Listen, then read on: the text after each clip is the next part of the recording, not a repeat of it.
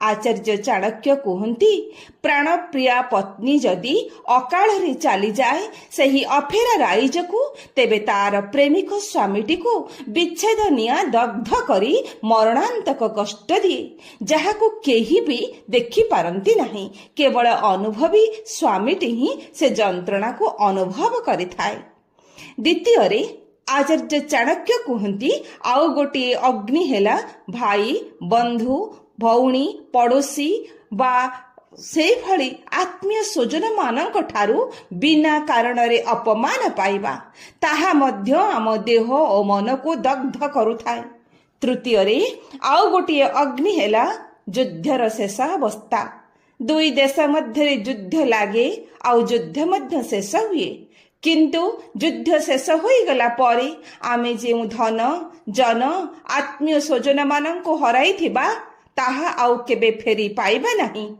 ସେହି ଦୁଃଖର ଜ୍ୱାଳା ଆମକୁ ଜୀବନ ସାରା ଦଗ୍ଧ କରୁଥିବ।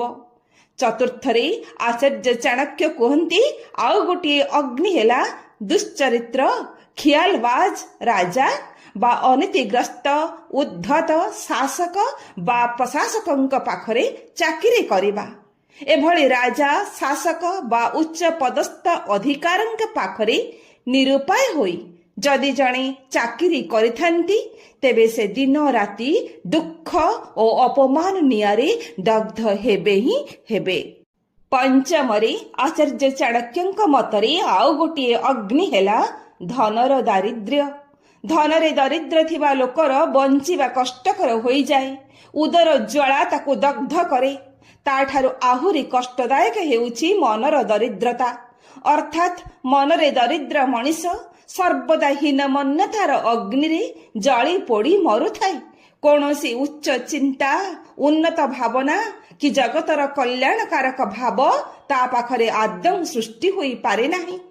ଷଷ୍ଠରେ ଆଉ ଏକ ଅଗ୍ନି ହେଉଛି କ୍ରୋଧ ଆଉ ପ୍ରତିଶୋଧର ଅଗ୍ନି, ଯାହା ଆଦୌ ଦେଖାଯାଏ ନାହିଁ।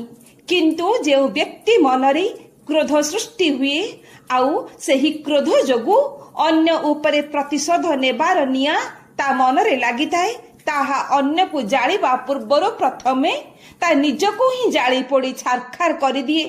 ପ୍ରତିଶୋଧର ନିଆଁରେ ଜଳୁଥିବା ବ୍ୟକ୍ତିର ସୁଖ, ଶାନ୍ତି, ଧର୍ମ ସବୁ